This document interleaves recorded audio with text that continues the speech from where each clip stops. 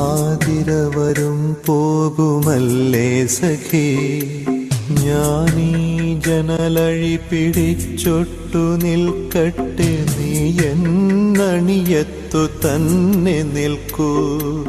ഈ പഴങ്കൂടൊരു ചുമക്കടിയിടറി വീഴാം.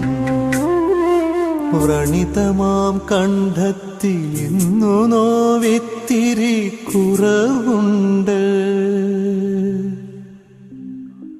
വളരെ നാൾ കൂടി ഞാൻ നേരിയ നിലാവിൻ്റെ